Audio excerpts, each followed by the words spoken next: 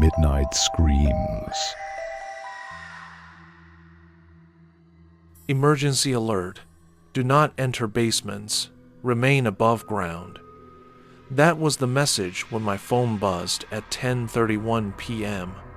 Emergency alert. Do not enter subterranean structures, such as basements. Remain above ground until an all clear is issued. We looked up from our phones at each other. Did you get that? Yeah, that's creepy, I said, glancing up the stairs. Our daughter had been asleep for an hour. What do you think it is? No idea, he replied. Maybe some kind of gas leak, radiation, something. We had that radon pump put in the basement when we moved in. Maybe there's a problem with it. I ran upstairs to check on our 5-year-old while he flicked on the TV. Grace was sleeping peacefully, blankets tangled around her. I watched the steady rise and fall of her chest, reassured myself she was comfortable, and went back downstairs. When I got down, he was glued to the screen, which was displaying the exact same message. Black screen, pixelated white text, with the familiar colored bars flashing at the top and bottom. Emergency alert. Do not enter subterranean structures. Maybe we should get out of here, I said, but it's late and Grace has school tomorrow. So, we'll skip school. We'll go to my mom's. He crossed his arms, staring at the screen. Then he started flipping through channel CNN, the other news networks. But whatever was happening was clearly local. The other channels were just droning on with the same political pundits from earlier that morning. No sign of an emergency alert anywhere but the local station. I pulled out my phone and did a Google search. Nothing. So I shot a text to Lacey, the mom of one of Grace's friends who lived in the next development over. We'd only been here since the school year started, so I didn't have a huge network to draw from. She didn't text back. I think we should go, I said, pulling a duffel bag from the hall closet. What about work? Aren't you remote on Mondays? Yeah. I walked over to the basement door and found it locked. I hurried to the kitchen, opened a drawer, and pulled out a roll of duct tape. What are you doing? If it is a radon leak or something, I don't want it getting into the house, I said, kneeling and sealing the crack at the bottom of the door.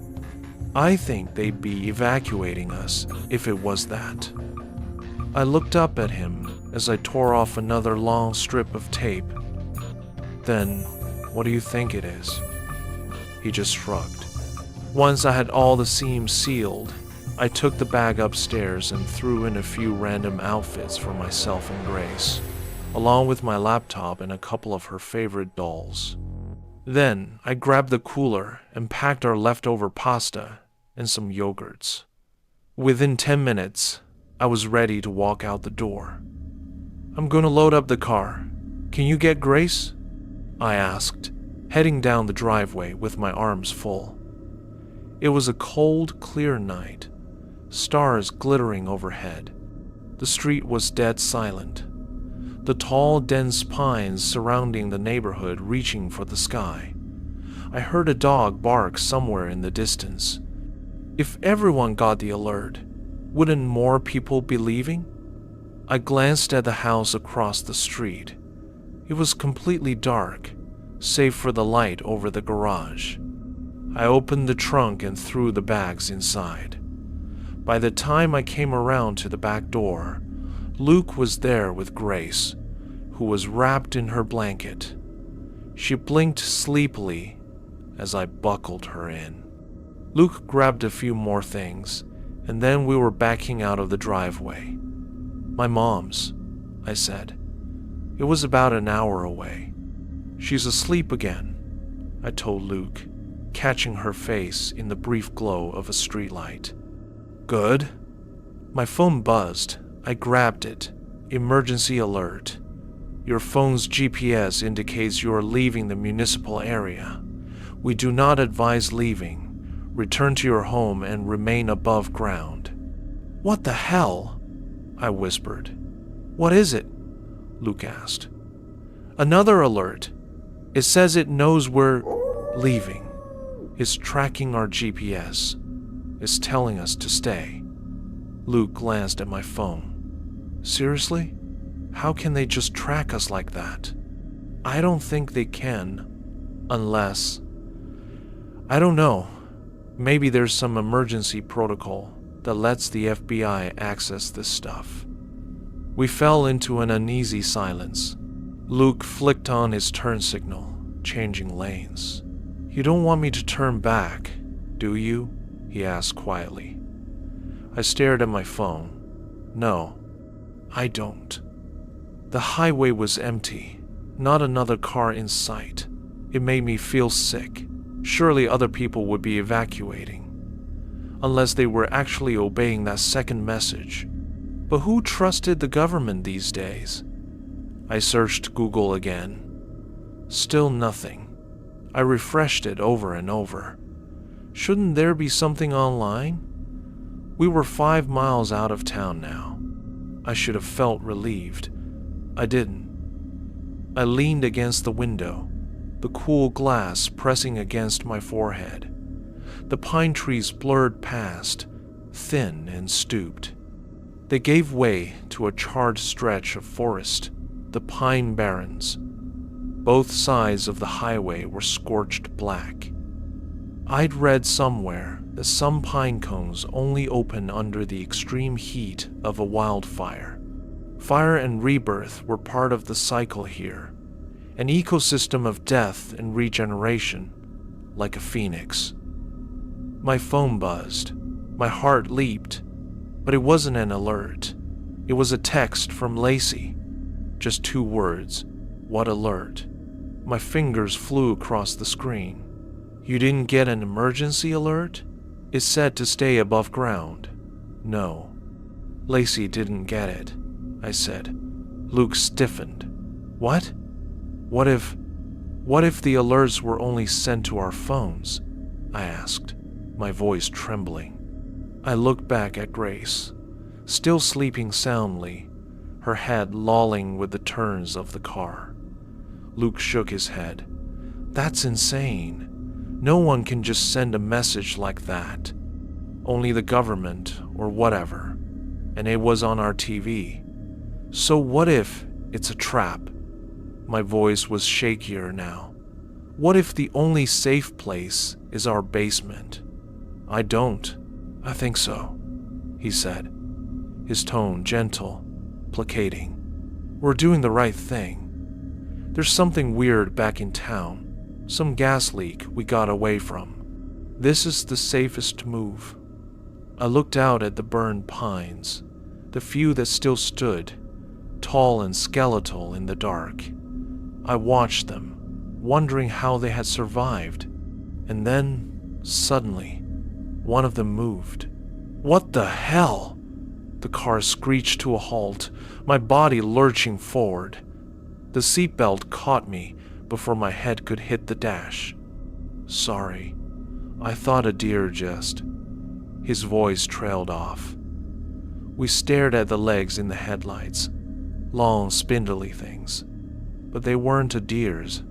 They ended not in hooves, but in gnarled toes, and they stretched impossibly high into the darkness. Out of the darkness, beyond the cone of the headlights, I could make out a shape, something impossibly tall and thin, a tangle of bone or branch, or something else entirely. As I looked at it, it looked back at me. A wave of vertigo hit me. The world tilted on its axis. Pressure built in my skull, a crushing weight pressing down on me. Something slammed against the side of the car, rocking it on its wheels. I screamed. A tangle of wires, bones, and branches pressed against the car window. An absence of matter leaned in, the stars and pines behind it twisting unnaturally. Luke slammed his foot on the gas. The car shot forward. We swerved around the thing and past the burned forest, continuing down the curving, dark highway. My phone buzzed again. Emergency alert. All clear has been issued. Please return to your homes immediately. We got to my mother's around midnight, a brick ranch on a residential street. I glanced nervously at the stand of pines behind her house, reaching high into the sky, before I unbuckled Grace and carried her inside. My mother was waiting at the kitchen table, her fingers tapping against a coffee mug. The whole house smelled of coffee and dust. I started toward the spare room, then had a better idea. The house had a walkout basement. It had been converted into an office, but there was a couch down there. I could put Grace on the couch. We could sleep on the floor. Where are you going? My mother was behind me, her eyebrows raised as I undid the chain lock on the basement door. I think we'll sleep down there. No, you won't. It's dusty. I haven't cleaned it in ages. There are probably mice. We'll sleep down there, Mom. Those alerts were probably a prank, she went on, or a system error. Besides, you're an hour away from your house now. I'd only told her about the alerts. I hadn't told her about the thing in the woods. My mother wasn't one for the supernatural. She'd claim it was an optical illusion. Casper the friendly ghost could be floating in front of her, and she'd still think it was a prank. You're being ridiculous, she continued. Remember that time you put duct tape over all your vents? The exterminator found one bat in the attic. You were convinced there were more, that they had rabies and would squeeze through the vents and bite you in your sleep. You know, you can't feel their bites when you're asleep. Better safe than sorry, I replied, annoyed. People have gotten rabies from bats in their house. They can fit through tiny cracks. My point, she interrupted, is that it's not a suitable place to sleep. Grace was getting heavy in my arms. I glanced at Luke, who was still standing in the doorway, his eyes wide as if he'd just walked into a gunfight. Then I slid the chain off and pulled the basement door open. Kate, my mother said, a warning in her voice. Halfway down the stairs, my phone vibrated in my pocket. I laid Grace down on the couch and then pulled it out. Emergency alert. Your phone's GPS indicates you have stopped in New Jersey. Failure to comply with an emergency alert is a federal offense. Return to your home and remain above ground. I held the phone up for Luke to see as he came down the stairs behind me. His face was pale in the stark white light.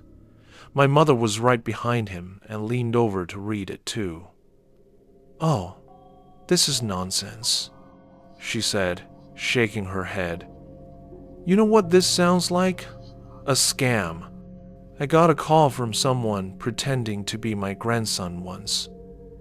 It's not a scam, Luke cut her off, offering no further explanation. He worked in silence then, tucking a blanket around Grace to make her comfortable. I turned on the lights and checked for mouse droppings, but didn't see any. I'll go get the rest of the stuff, he said, leaving me and my mother alone. My mother's expression softened as she looked down at Grace, at her sweet, small face. Well, do you need anything else? No, I think we're good. She nodded and went back upstairs. I looked around. The office furniture was in the left corner, the desk cluttered with papers and a single photograph of my father. He'd been gone for 7 years, and it seemed like every year more of his things got put away, moved downstairs, shoved into storage. I swallowed back tears and scanned the room. The door next to the desk led to the unfinished storage area. There was a sliding glass door at the other end of the basement that opened onto the backyard. I didn't like that. We were subterranean, basically. But the walkout door was still at ground level. Was that okay? Those things couldn't get through glass, I thought.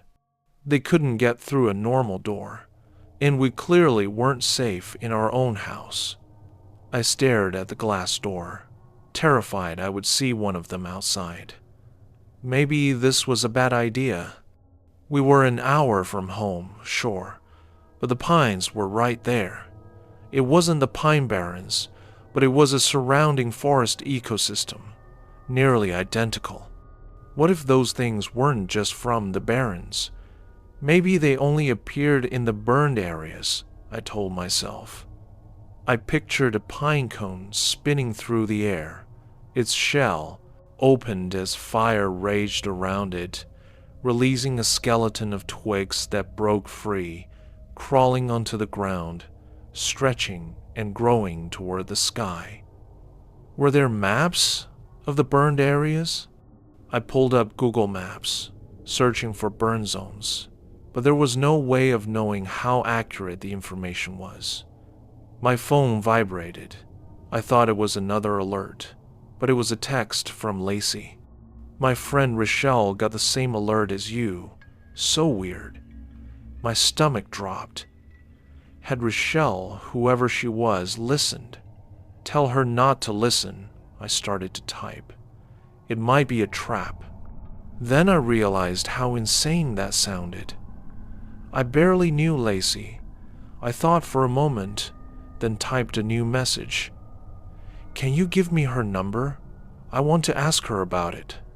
It's so weird that we both got it and no one else did. Sure, let me ask her, Lacey texted back. As I waited, Luke came back down the stairs, our things in his arms. Computer cords and stuffed animals threatened to spill from his grasp. Someone else got the alert, I whispered. One of Lacey's friends. Really? Yeah, I asked for her number. A minute later, the number came through. I called it immediately. On the third ring, she picked up. Hello? Hi, this is Kate, Lacey's friend. I began awkwardly. We got the emergency alerts too, but we think it might be a trap. Something's not right about it. There was a moment of silence. But it's from the government, she replied. How could it be a trap? It doesn't seem like anyone else got it. Just us. When there's a serious alert, it's supposed to go to every phone in a certain radius. It doesn't make any sense. Yeah, I don't know. The whole thing is weird. Another pause. Anyway, we were about to go to sleep, so I should probably go. Wait, I think the basement is safe, but other places aren't, I said quickly. I think someone is trying to trick people into staying above ground. Yeah, maybe, she said, sounding unconvinced. I gotta go. Sorry. A few seconds later, the call ended. She didn't believe me, I said, looking up at Luke, my lip trembling. Her and her kids, her family, they could be. You tried. He pulled me into a gentle hug. That's the best you could do. I couldn't help it. I cried as we spread blankets on the floor, getting ready to sleep beside Grace. I looked down at her perfect little face. Then Luke and I huddled together. Hello, sweetheart. I woke with a start.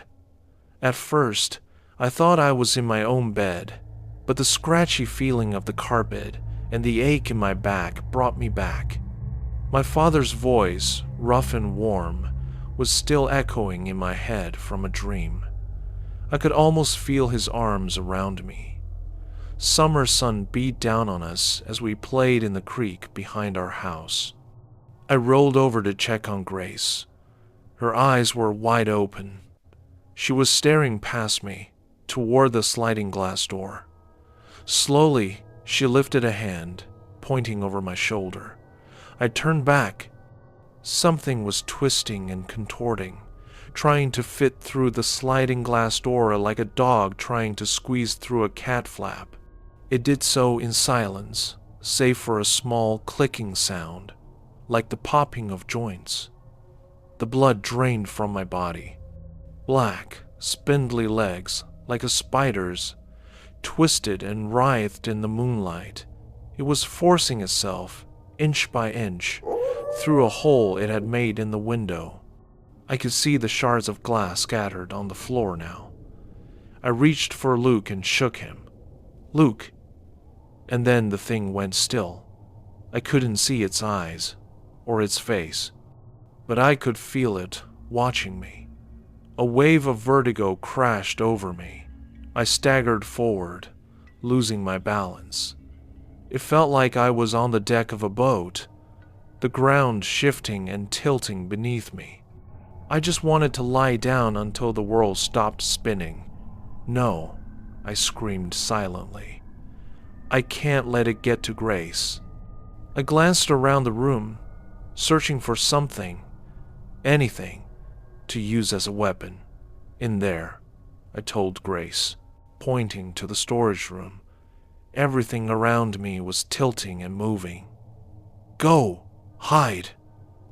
I lurched forward, but the colors were bleeding together. Everything was hazy, dreamlike. My father was standing in front of me, right there in the basement. But his face was wrong. His eyes bulged from their sockets as if his skull had been crushed from behind. His smile was a twisted thing. "Hello, sweetheart," he said, but the voice was distorted. A wave of nausea washed over me. I started to retch, warm fluid running down my shirt, splashing onto my legs. My father, or the thing that looked like him, was tilted at an angle, as if gravity had suddenly shifted. One of his arms was unnaturally long, hanging loosely from its socket. "I've missed you." "Stop," I sobbed. "Please, stop. Come with me. We can be a family again." "Stop it. I never got to meet Grace. It would be so wonderful to finally meet her." The world tilted and shifted again. I looked at my father, at his left eye, which drooped like jelly, his twisted smile, his hollow face, his dangling arm. I opened my mouth. A hot, searing pain shot through my shoulder. I collapsed instantly. I tried to scream, to beg it to stop, to tell Grace to run for her life, but all that came out was a strangled cry of pain. Then I blacked out. When I finally opened my eyes, the world had stopped tilting. Luke was dragging me across the floor, away from the glass door. Grace was peering through a crack in the storage room door, her face a mask of terror. I touched my shoulder, a jolt of pain shooting through me. My fingers came away slick with blood. It had bitten me. I was dying. Why was this happening? My phone started to buzz. I shook all over as I reached into my pocket and pulled it out. It was Rochelle. "You were right," she said, breathless, forgoing any greeting. "What?" I asked, my voice hoarse. "About the alert. My husband, he has some friends who work with phones. Some tech thing. And he..." She took a shaky breath, trying to steady her voice. "They traced the signal. It wasn't coming from the government, or the town hall, or anything like that." I bit my lip, holding my breath, waiting for her to finish. "It was coming from the middle of the woods." It was a normal night, like any other. I spent the day with my friend, getting our nails done before she left for England to visit her long-distance boyfriend.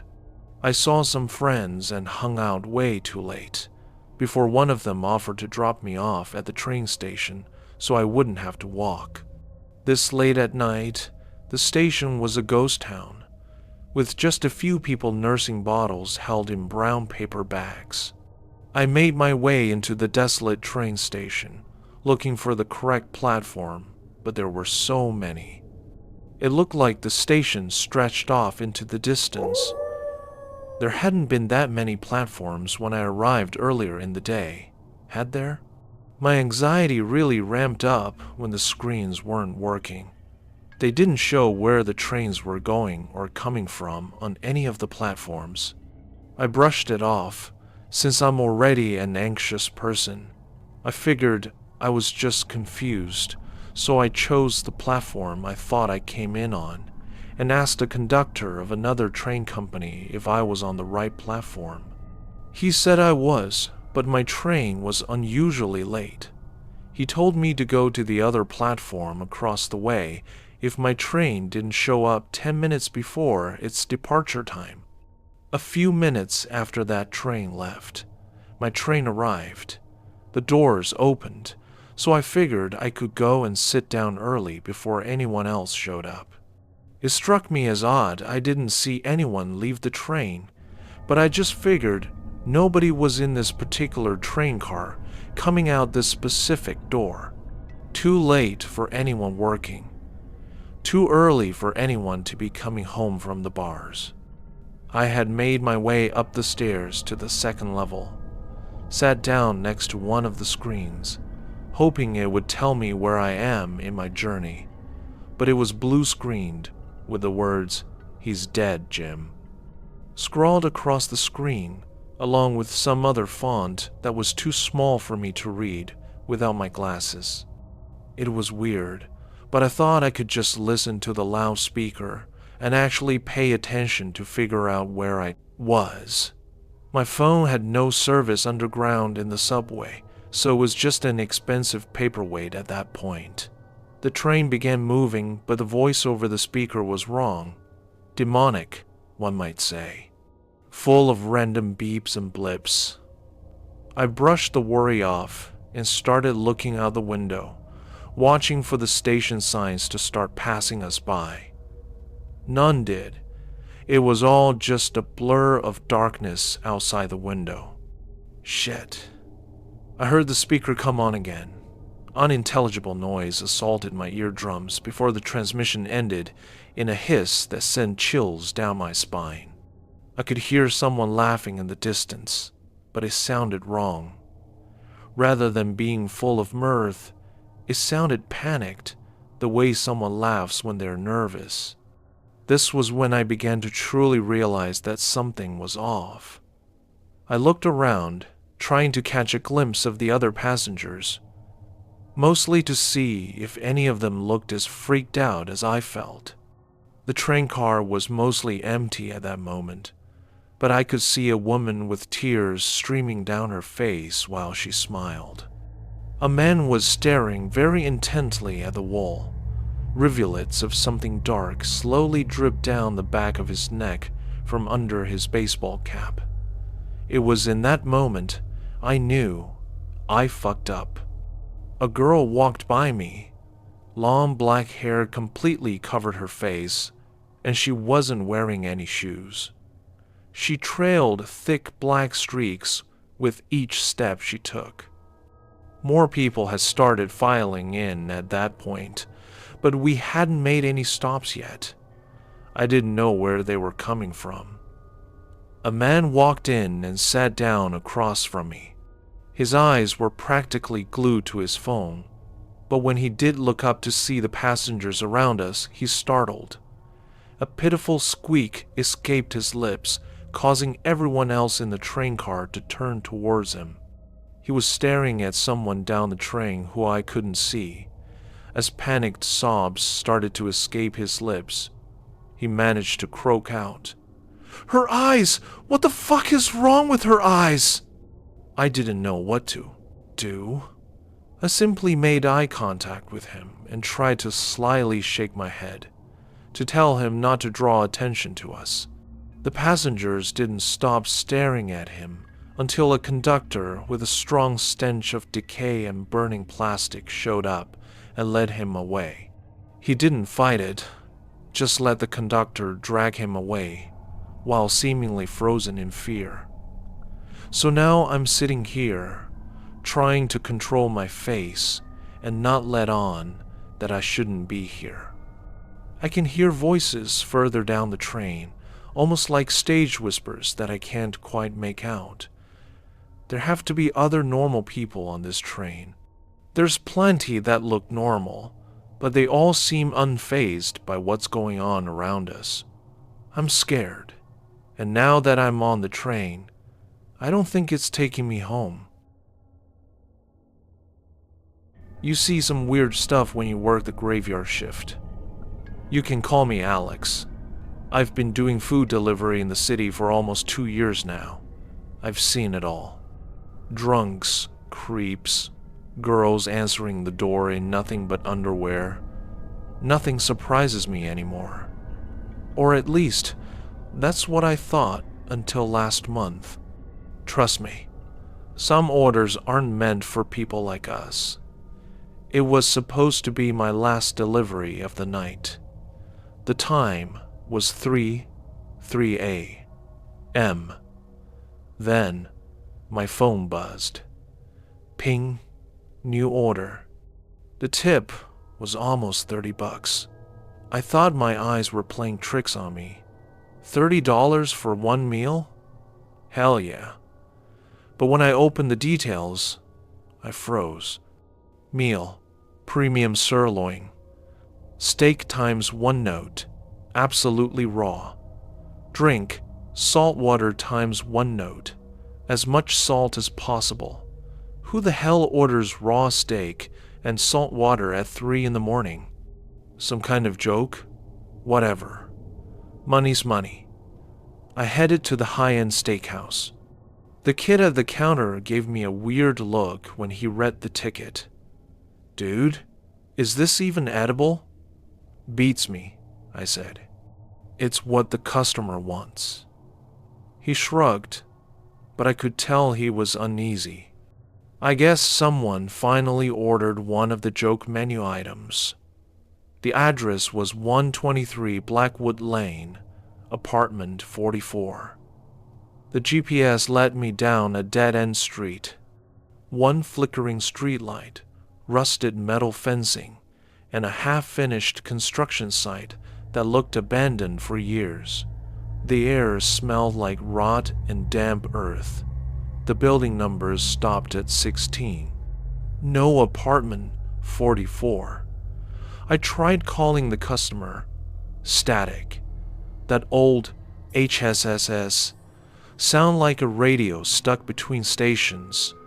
Support told me to dispose of the food, and that I'd still get paid, fine by me. I stared at that raw steak for a bit, then tossed it into a convenience store trash can. The next night, 3 a.m. sharp, the same order popped up. Same items, same address, same generous tip.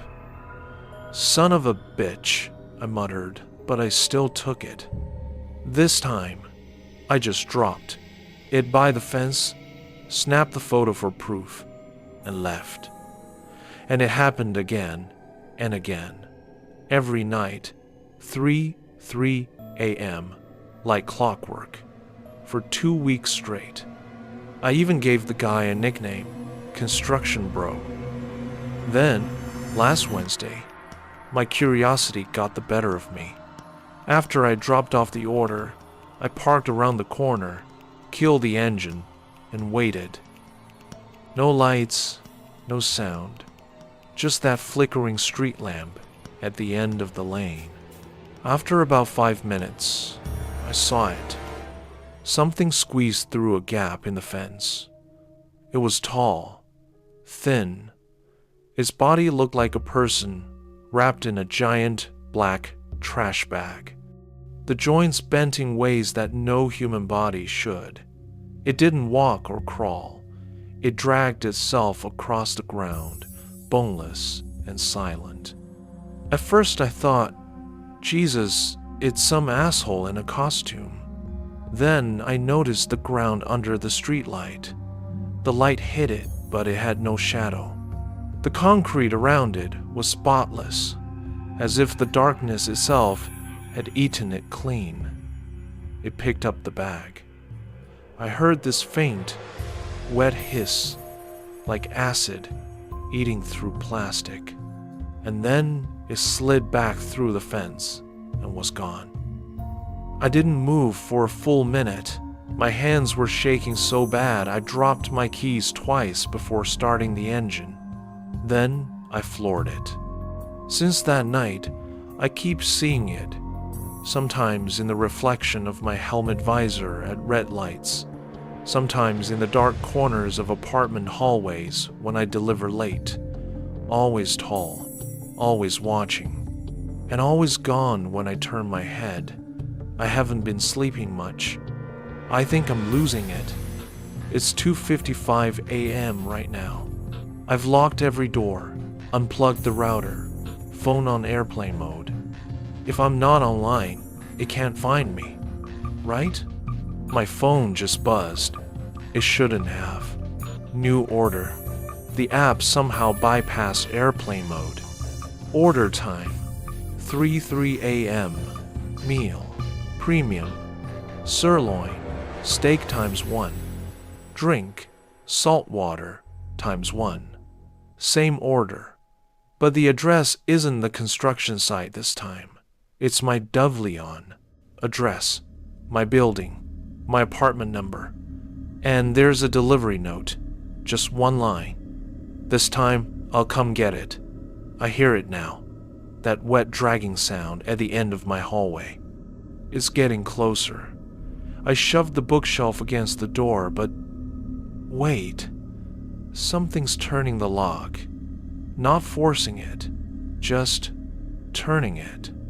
I can hear the mechanism groaning, tumblers grinding and falling into place one by one, slow, deliberate. Thunk. The door is unlocked.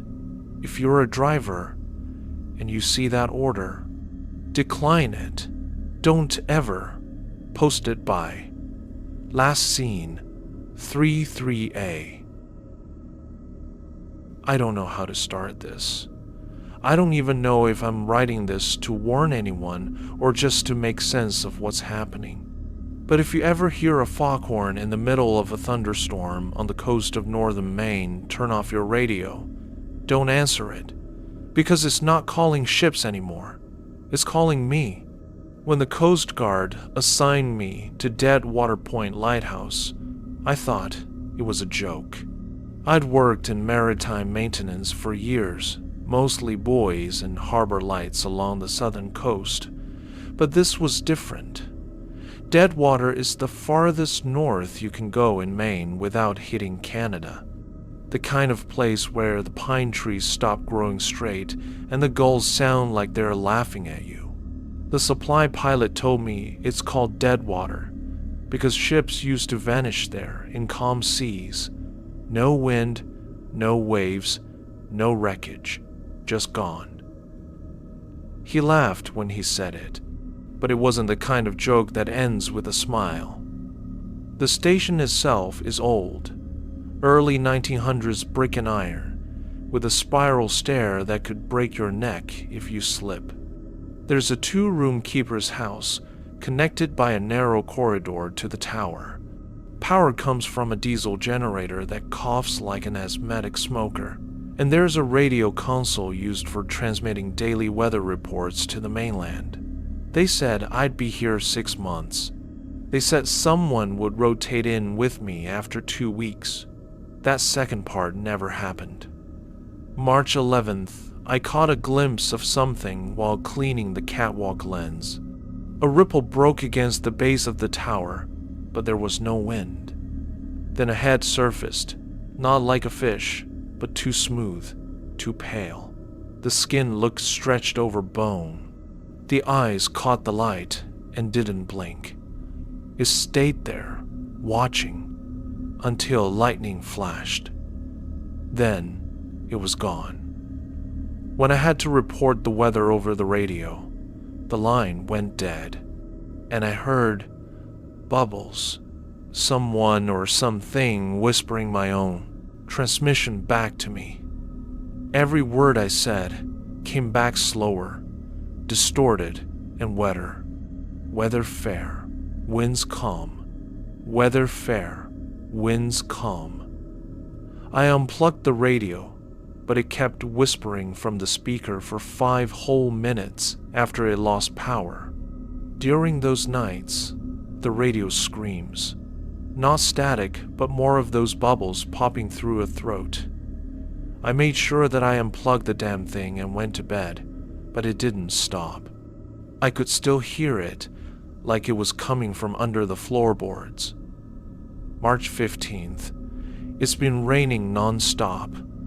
The kind of rain that doesn't sound like rain. It's heavier, deliberate, like something knocking. The generator's been cutting out at night. When it does, I swear, I hear footsteps in the stairwell. Not boots, bare feet, wet, heavy, dragging. Twice now I've gone up expecting to see someone, but there's nothing there, only puddles and seaweed on the steps. March 17th. The radio isn't transmitting anymore. It's breathing. I can hear it at night. A deep, rhythmic inhale that sinks with the ocean below. Last night, it says something new. Through the static, I heard, "The light must feed." I checked the logbooks. The last keeper here in 1954 wrote that same line on his final entry before the ink turned into water stains. March 19th. There's something wrong with my reflection. When I look in the lantern glass, it lags behind me. It moves a second too slow. And sometimes, when I blink, I see its mouth still open. The skin around my eyes looks darker, wet. The whites are turning gray. I can taste salt when I breathe. March 21st. The storm hasn't stopped in 3 days. The light keeps turning itself on, even after I cut the main breaker. It glows with its deep blue pulse, like something alive is inside it. When I got close, I heard a noise, like something moving behind the glass, scraping, sliding, and on the inner lens, written in, "Condensation. Open the door." March 23rd, I woke up to the generator running. Even though I drained its fuel the night before, the light was spinning, the radio was hissing. Then I heard it again, the same wet voice. "Let me in." I went outside. The sea was flat, black, and perfectly still. And something was standing on the rocks below, not swimming. Standing, tall, twisted. Its body moved like water inside a sack of skin. Its mouth opened wider than it should have. And from that hole came a sound that vibrated every bone in my chest. The Foghorn answered. I don't remember coming back inside. But when I woke up, my clothes were soaked, and my logbook. I looked at the pages and they were dripping wet, but I can still read the words written in my own handwriting. The storm is inside now. March 27th. The sea is whispering again. I can hear it under the floorboards. It says my name in the tide. I don't think the light keeps them away anymore. I think it's calling them here, and I think I'm next. If anyone reads this, don't come to Deadwater Point. Don't follow the beam. And for God's sake, if you hear a voice on your radio that sounds like your own, turn it off. I've worked at a morgue in a restricted facility for 4 years now. I can't tell you where. It's classified, and honestly, I wish I didn't know either. We don't get normal cases. Sometimes the bodies come sealed in double layers, tags replaced with alphanumeric strings instead of names. We're trained to not ask. Earlier this week, we received a body that, as I'd have to say, broke every rule of what I thought was possible. It was something hard for me to fathom, but the senior pathologist, I'll call him M, didn't know how to process it either. The body, male, late 20s, no visible injuries, and no signs of decay. No rigor mortis either, which was strange. Skin was cold to the touch, but soft. Rather, too soft. Vitals? None. Autopsy was scheduled for 0 hours. We placed him in locker C7, cleaned our tools, and locked the intake. That was it. Except, the locker door didn't frost over like the dozens of others. It stayed clean and warm. We had an old landline on the far wall. We used it to call other departments down the corridor, say, maintenance, logistics, security. In most of our night shifts, and in cases which were deemed urgent or special care, like this one, it'd almost never ring. About 20 minutes in, after locking C7, the phone screamed. Yeah, screamed. It didn't ring, it broke out into a jagged electric wail, like modem noise. I remember M and I staring at it, expecting it to stop. Then the tone shifted dramatically. It started coming in bursts, short and long, repeating, almost rhythmic. I personally tried picking it up, but there was no receiver on the other end. Morse code? M joked. We broke into uneasy laughter, and the sound didn't stop. It'd die for a while and come back, louder, noisier. The pattern was irregular initially, but it grew tighter like a heart learning to beat again. To keep in check for any incidents that were to follow, I started recording it on my phone. We hadn't brought out the body for inspection yet. Just before we began, around midnight, I stepped out to the washroom to ensure I wasn't going to contaminate the subject. The phone hadn't died. It kept beeping, making that terrible sound. We thought better of jolting it out of the wall, since that would be against protocol. The air felt colder than usual, static like it was crawling up my arms. Then the lights flickered. Once, twice, then darkness. I heard the phone still beeping erratically in that rhythm, echoing down the hall. Then came the scream. A human scream, followed by several metallic thuds and groans like a distant commotion. I ran back in. M was on the floor, convulsing, clutching his throat. A scalpel lay beside him. His white coat was blooming red from the chest. He tried to point at an upper corner of the room, gasping something that sounded like "behind, beh," before his hand dropped. Power had died completely, but the phone hadn't stopped. In the darkness, I saw several dark lines of crimson liquid creeping from locker C7. It was left ajar, the metal almost torn. The locker door was hanging open, empty. I grabbed my torch and the emergency radio, stumbling toward the backup generator room in the dark. The hallway smelled wrong, like copper and wet meat. The corridors were streaked red, finger marks smeared along the walls like something had been crawling. I could hear wet footsteps behind me, soft and irregular. The flashlight caught quick glimpses, a pale hand disappearing behind a corner, and the glint of eyes reflecting the beam. Then, near the generator, I found him. The body, the thing, curled up in a fetal position, smeared in blood like it had been bathing in it. Its eyes were open, but not seeing. They shone, catching my light in a way no dead eyes could ever. It was shaking, small, violent tremors. The sound coming from his throat wasn't breathing. It was clicking, like the start of another code. It pulsated as the beeps from the phone catched with its bodily rhythm, like a beating heart fit into a pale corpse. I backed away in disgust, tripped, and hit my shoulder on the wall.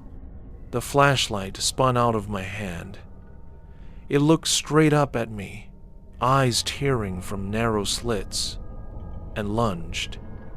It hit me hard, cold fingers digging into my chest.